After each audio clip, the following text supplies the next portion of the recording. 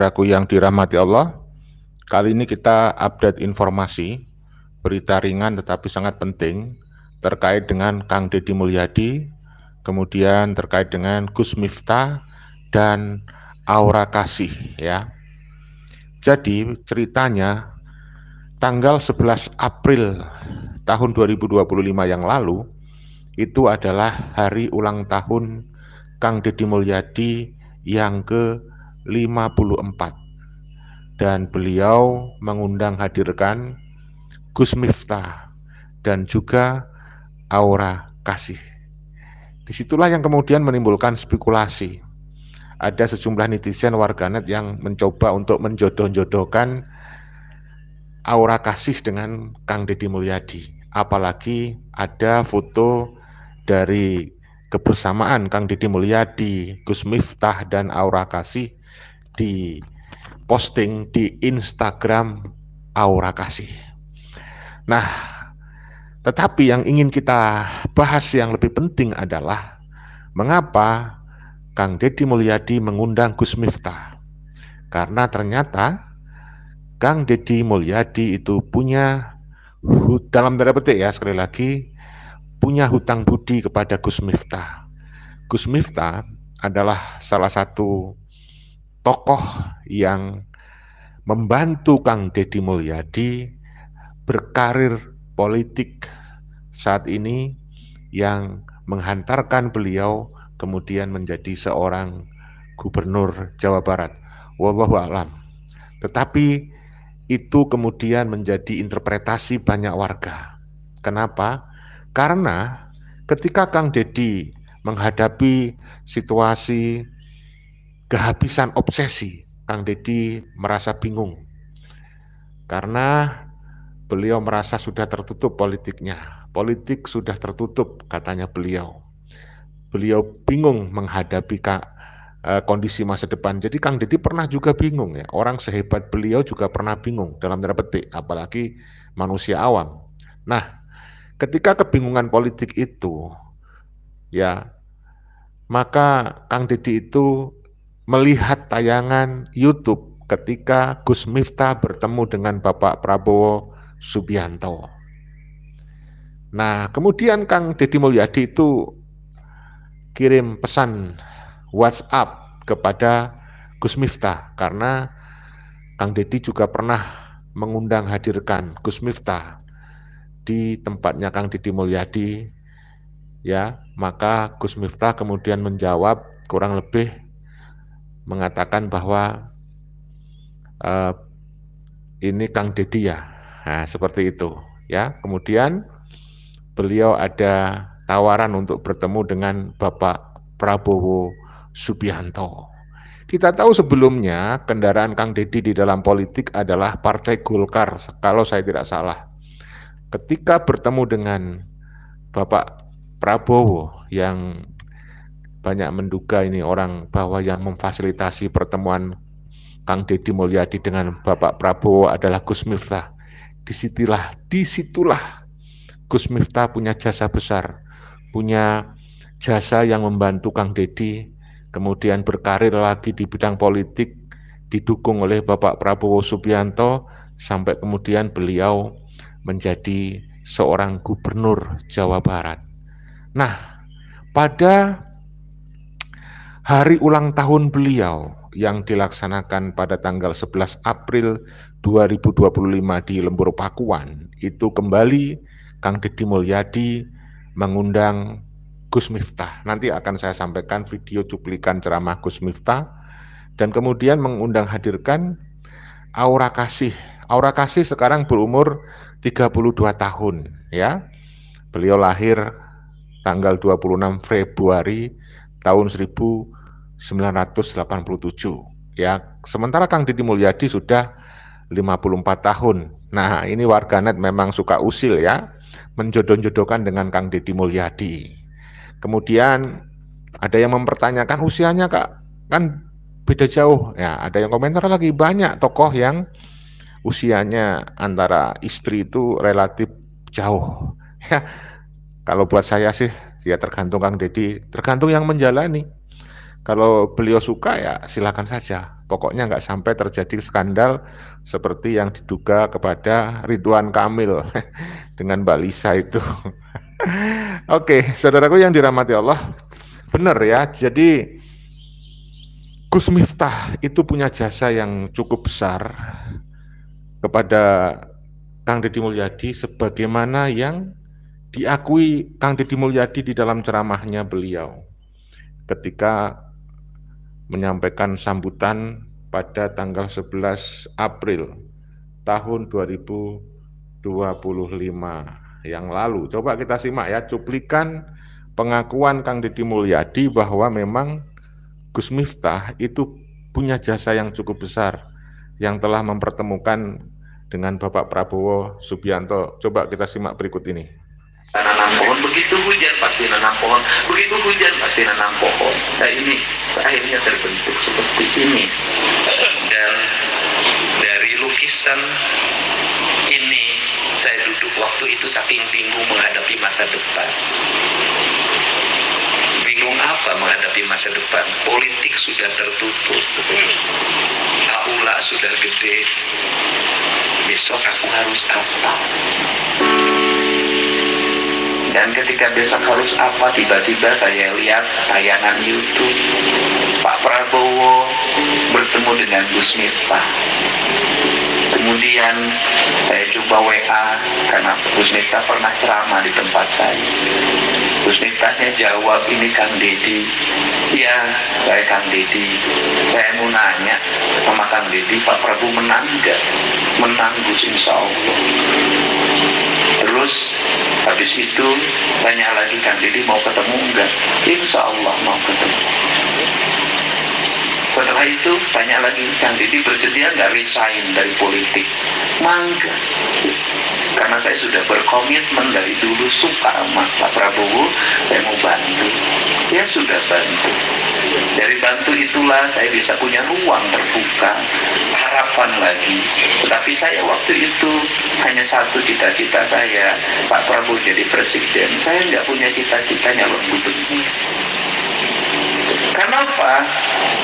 Cita-cita saya waktu itu sudah nggak berpikir apapun. Karena seluruh rangkaian areal yang saya bangun itu, imajinasi cuma satu. Saya yang Sukmari. Jalan-jalan yang saya buat itu diperuntukkan untuk dia belajar lari. Ruang-ruang yang saya buat diperuntukkan untuk dia berinteraksi. Saya cita-cita cuma satu, nggak pengen jadi apapun. Setelah Pak Prabowo jadi presiden, saya hanya ingin hidup bareng Nihian gitu saja.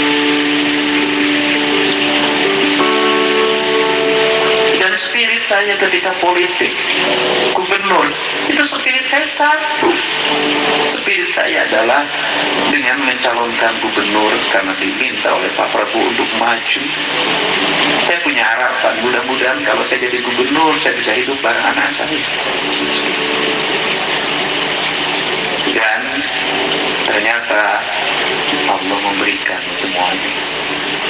Saya bisa menjabat dan saya bisa hidup bareng anak saya, namanya Hiang Sukma.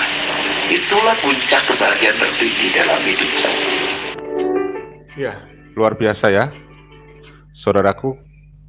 Ternyata Kang Deddy Mulyadi sudah kalian dengar sendiri bercerita lantaran Gus Miftah, kemudian bertemu dengan Bapak Prabowo Subianto.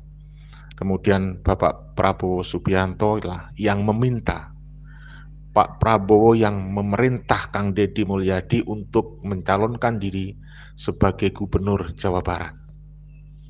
Maka beliau berhasil dan cita-citanya untuk bersama putri semata wayangnya yaitu Nihiang Sukma juga sudah terrealisasi, sudah terlaksana.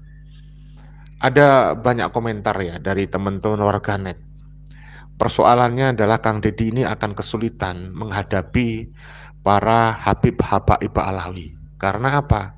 Sekarang analisis dari warga terkait dengan Gus Miftah misalnya, Gus Miftah adalah seorang Muhyiddin Habib, bahkan murid dari Habib Lutfi bin Yahya. Kemudian Bapak Prabowo juga punya ikatan emosional dengan Habib Rizik Sihab.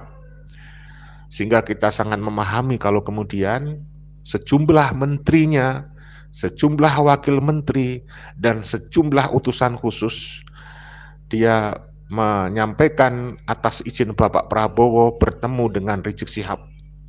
Atas izin Bapak Prabowo kemudian menghadiri sejumlah haul dari sejumlah oknum Habib. Ya, kita paham semuanya itu adalah hak prerogatif dari Presiden Republik Indonesia. Kita paham itu semuanya adalah hak seorang penguasa, seorang pemerintah mau mengambil keputusan apa saja, itu hak mereka. Tetapi dengan kondisi ini kita lihat Kang Deddy belum memiliki kekuatan yang cukup signifikan untuk melawan Habib Ba'alawi karena beliau belum memegang tampuk pemerintahan di puncak yang tertinggi. Makanya kita dukung Kang Deddy Mulyadi, mudah-mudahan misi dia untuk memperjuangkan budaya lokal tidak pernah lekang dan tetap ada di hati nurani dan pikiran beliau.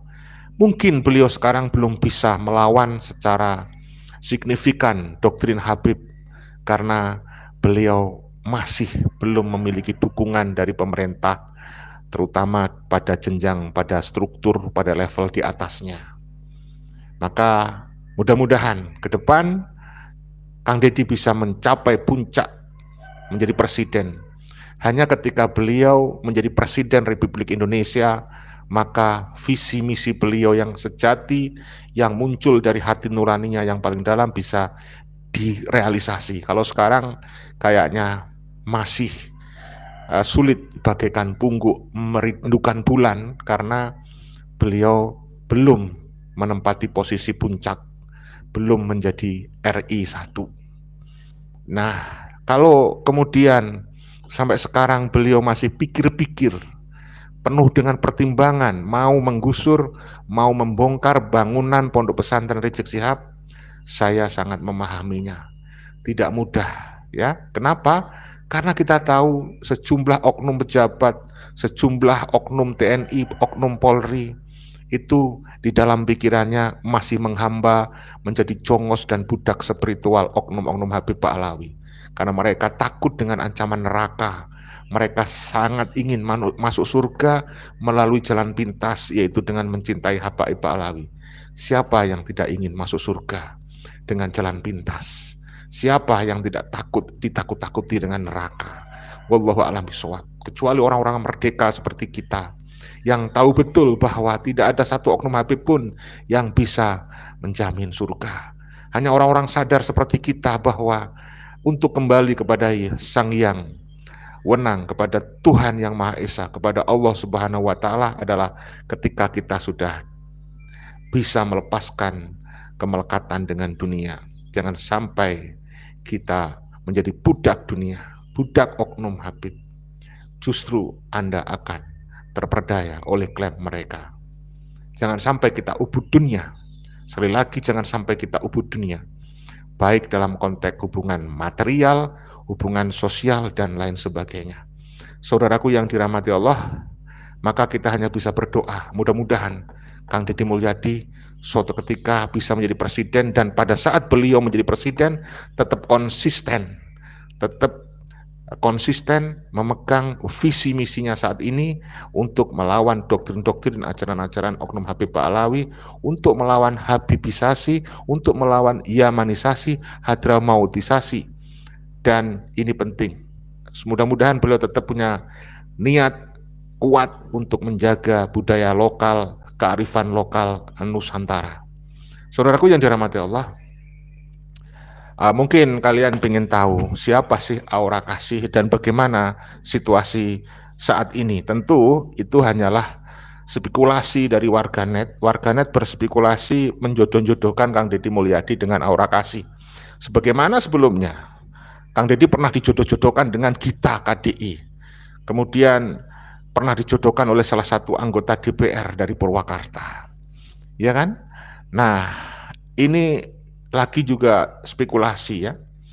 Ini ada berita selebritas Aura Kasih ikut menghadiri perayaan ulang tahun ke-54 Kang Deddy Mulyadi yang dilaksanakan pada hari Jumat 11 April tahun 2025 di Lembur Pakuan, Subang, Jawa Barat. Ya, banyak sekali sekarang sudah platform media sosial menayangkan kegiatan Kang Deddy Mulyadi pada hari Jumat 11 April 2005 ketika ada Aura Kasih dan ada Gus Miftah. Ya, tidak hanya hadir, Aura Kasih juga mengunggah ucapan selamat ulang tahun kepada mantan Bupati Purwakarta yang sekarang menjadi Gubernur Jawa Barat. Ya, Wilujeng tepang tahun Kang Deddy Mulyadi. Ya, kata Aura Kasih di akun Instagram resminya. Tulis Aura Kasih ya di akun Instagramnya pada hari Sabtu tanggal 12 April 2025 kemarin. Aura Kasih bahkan turut mengisi acara dalam acara Milad Kang Deddy Mulyadi yang ke-54 tersebut. Ya, meski tidak banyak yang dibicarakan soal kehadiran sang penyanyi, ya, Gus Miftah yang juga datang di acara itu ya mendampingi, itu sempat menyinggungnya dalam sebuah sambutan pembukaan. Nanti akan saya sampaikan cuplikan ceramah Gus Miftah ya. Gus Miftah menyampaikan pandangannya tentang sosok Deddy Mulyadi yang dianggapnya mampu mematahkan anggapan umum ya, yang mampu mematahkan anggapan umum bahwa di balik pria hebat itu selalu ada perempuan kuat, dengan nada bercanda. Ya, padahal Kang Deddy hebat dalam situasi tidak punya istri, ya, alias single parent. Saudaraku yang dirahmati Allah, ini ungkapan dari Gus Miftah. Makanya hari ini saya datang sama Aura Kasih. Siapa tahu jodoh. Ucap Gus Miftah disambut tawa para tamu undangan pada tanggal 11 April 2025 yang lalu. Perayaan ulang tahun Kang Deddy Mulyadi dihadiri sejumlah tokoh penting, termasuk para kepala daerah se-Jawa Barat serta keluarga besar dari Kang Deddy Mulyadi, mulai dari anak-anak hingga cucunya, ya. Tetapi apakah Ambu Ana Ratna Mustika hadir? Ya, tidak. Diduga tidak hadir. Diketahui Kang Deddy Mulyadi memiliki 3 anak, yaitu Maulana Akbar Ahmad Habibi, Yudhistira Manunggaling Rahmaning Hurip, dan Hyang Sukma Ayu ya, Mulyadi Putri. Ia sebelumnya pernah menikah 2 kali dengan Sri Setiawati dan Ambu Ana Ratna Mustika. Nah, jadi itu. Jadi beliau sebelum sekarang menjadi single parent alias duda keren, duren, beliau sempat menikah dengan 2 orang istri, 2 orang wanita maksud saya, yaitu Sri Setiawati dan Ambu Ana Ratna Mustika. Pernikahan keduanya dengan Ana Ratna Mustika berakhir tahun 2023 yang lalu, semuanya sudah tahu saudaraku ya.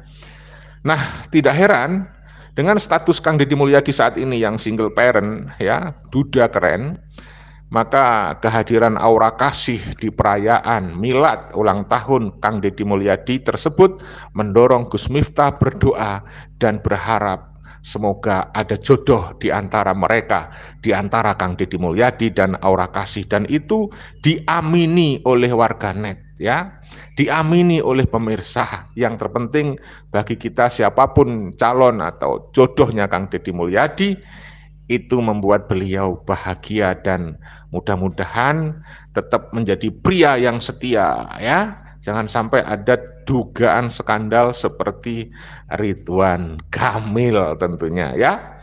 Saudaraku yang dirahmati Allah, mudah-mudahan kalian tetap mengikuti video kita informasi kali ini. Nah, mungkin kalian pengen tahu ya, bagaimana nih saudaraku ceramah dari Gus Miftah. Saya sampaikan ya. Kita simak ceramah dari Gus Miftah ketika tanggal 11 April 2025 di rumahnya Kang Deddy Mulyadi, yang di situ ada Aura Kasih. Gayanya Gus Miftah yang suka bercanda menjadikan banyak orang merasa terhibur ya. Serius merasa terhibur ceramahnya Gus Miftah ya. Oke.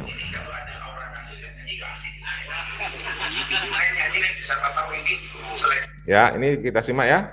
Cuplikan ceramah Gus Miftah. Tadi apa nih? Oh, baik. Ini kalau ada aura kasih kan nyanyi gak asik. Kan nyanyi kan siapa tahu ini seleksi kan jadi tertarik sama kamu. Biasanya biasa aja. Aku bapak kamu masa kamu nggak ngapa-ngapain gitu lah. Ya udah ya. Nyanyi aja. Orang. Iya.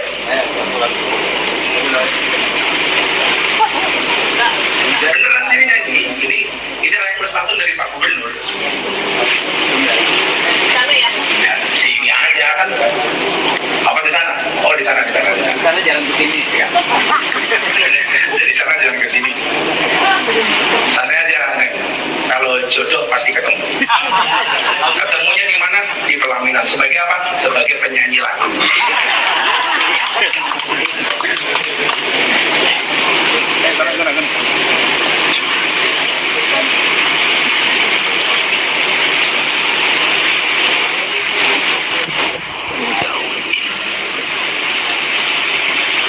Dari dulu Pak sopir andong itu nggak punya solusi.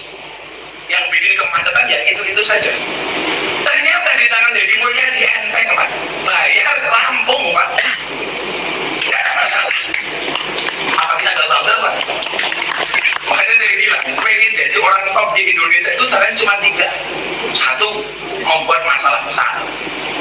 Ini tak kenal. 2, melawan orang besar. 3, berprestasi besar. Alhamdulillah kita punya gubernur. Yang ketiga Pak, berprestasi besar.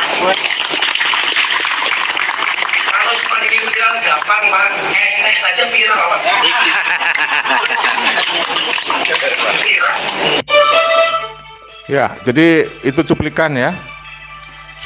Cuplikan ceramah Gus Miftah di acara ulang tahun Kang Deddy Mulyadi yang ke-54 11 April tahun 2025 di rumah beliau di Lembur Pakuan ya. Jadi ini sangat viral. Mudah-mudahan semuanya baik-baik saja. Kita doakan sukses ya untuk Kang Deddy Mulyadi ya. Ada yang komentar tuh tadi, ada yang nggak setuju kalau Kang Deddy Mulyadi beristri seorang artis ya. Nggak apa-apa, silakan tulis aspirasi komentar Anda. Mudah-mudahan komentar Anda ini menjadi salah satu masukan untuk Kang Deddy Mulyadi ya. Karena memang menjadi seorang istri pejabat itu harus bisa mengerti pekerjaan pejabat itu bagaimana. Jangan sampai kalau tidak mengerti, wah nanti malah tidak puas dengan pejabat lalu menggugat cerai lagi ya. Jangan sampai ya, karena apa, masyarakat butuh contoh keteladanan ya, seorang pemimpin yang luar biasa yang mampu mengademkan hati setiap orang. Saudaraku yang dirahmati Allah, jadi memang masalah Gus Miftah dengan Kang Deddy Mulyadi ini sudah viral ya, dan semuanya pada komentar memang Gus Miftah memiliki human relationship yang cukup bagus ya, sehingga dikenal oleh banyak pejabat tinggi termasuk Bapak Prabowo Subianto. Tentu manusia tidak ada yang sempurna, pasti punya kekurangan, dan kekurangan itu hal yang wajar. Dengan adanya jasa-jasa Gus Miftah ini, tentu Gus Miftah akan diperlakukan luar biasa oleh Kang Deddy Mulyadi. Kang Deddy Mulyadi tentu akan memberikan sikap yang baik sebagai rasa terima kasih ya kepada Gus Miftah yang sudah membantu bertemu dengan Bapak Prabowo ya, saudaraku. Ini luar biasa viral. Kita lanjutkan ya. Idul Fitri itu jangan hanya dimaknai kembali kepada fitrah. Ada 2 kalimat, Id dan Fitri. Id itu artinya kembali, Fitri itu artinya makan. Makanya kenapa buka puasa itu namanya iftar. Iftar itu artinya makan. Dimaknai Idul Fitri, artinya saat itu kita kembali makan. Pesan moralnya adalah kewajiban para pemimpin bangsa ini untuk memastikan bahwa rakyatnya bisa makan. Apa yang membedakan orang dulu sama orang hari ini? Orang dulu itu punya prinsip Bapak Ibu. Makan nggak makan yang penting kumpul. Mereka lebih mengutamakan kumpulnya dibandingkan makan. Hari ini dibalik. Kalau dulu makan nggak makan yang penting kumpul, hari ini kumpul nggak kumpul yang penting makan. Jadi kalau orang dulu itu mementingkan kumpulnya, orang hari ini mementingkan makannya.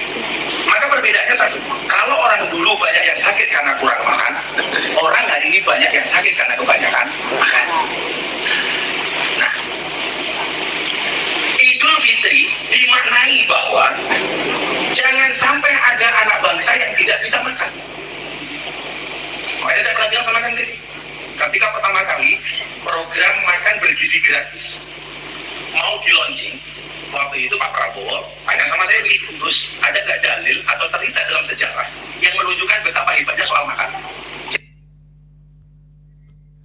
Karena cinta saya kepada Kang Deddy ini seperti air kencing di dalam kolam renang.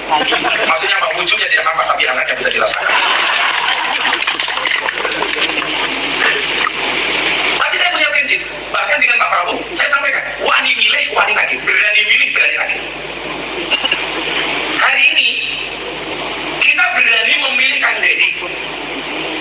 Kewajiban saya hari ini satu, nagih janji-janji Kang Deddy. Mana Kang Deddy menjadi saksi. Itu Presiden mengatakan sama saya, lu sudah pengen jadi menteri nggak? Jawab. Lu sudah pengen ini nggak? Jawab. Karena bagi saya yang lebih penting daripada posisi itu apa? Memastikan calon yang kita dukung melaksanakan program janji kampanye yang benar-benar dilakukan untuk rakyat. Gak penting saya dapat apa, tapi bagaimana kemudian rakyat Jawa Barat bisa bahagia bersama Kang Deddy Mulyadi. Makanya ya, mohon maaf, saya kadang-kadang kalau WA sama Kang Deddy itu suka jengkel, karena kalau WA itu balasnya lama. Tapi kemudian saya teringat dengan satu surat dalam Al-Quran. Bapak Ibu ingat ya, jangan marah kalau chat WA kita tidak dibalas. Ingat, perintah pertama dalam Al-Quran itu ikra, bacalah, bukan balas.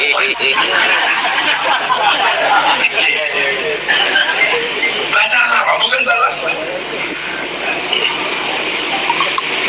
Kita hari ini punya optimisme ke depan, punya presiden, punya gubernur, dan saya berdoa mudah-mudahan bupati wali kota di bawahnya Kang Deddy ritmenya bisa menyusulkan gubernurnya. Amin. Kita punya optimisme bahwa bangsa ini akan besar. Bapak Ibu, di tengah isu efisiensi, seorang Deddy Mulyadi mampu menerjemahkan efisiensi itu dengan sangat cantik. Ini berasal dari apa? Dari optimisme. Apa bedanya optimisme dengan pesimisme? Orang optimis itu melihat peluang dalam masalah, sementara orang pesimis melihat masalah dalam peluang. Orang optimis melihat peluang dalam masalah. Tahun 1992 ini, orang-orang Jogja mengatakan lokalisasi itu masalah. Bagi saya itu peluang. Orang nggak berani masuk lokalisasi, saya datang. Orang hanya menghujat para PSK, saya datang mengulurkan tangan. Ini orang optimis. Saya bilang, saya kopi saja Kang, kenapa? Kalau kopi saya masih minum, kalau es teh saya trauma. Nah, terakhir, karena saya tiap hari teleponan sama beliau, kita tatap 2045 Indonesia menuju Indonesia Emas. Jangan kemudian kita takut dengan bayangan-bayangan. Gus, kalau hari ini efisiensi bagaimana, ekonomi begini, bla bla bla bla bla bla. Coba Bapak Ibu jawab pertanyaan saya.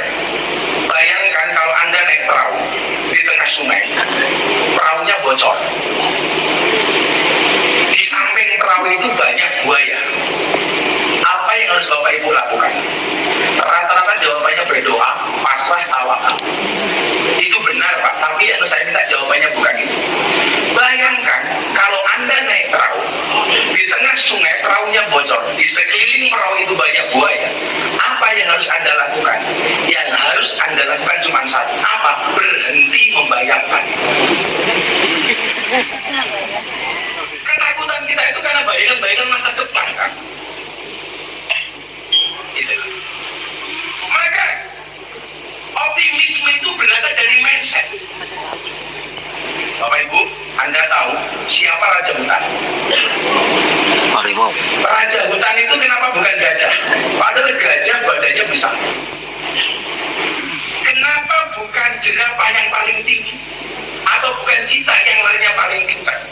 Tapi justru yang bisa menjadi raja hutan itu adalah singa. Padahal singa badannya tidak lebih besar dibandingkan gajah, larinya tidak lebih kencang dibandingkan cita. Jawabannya kenapa, Pak? Mindset, Pak.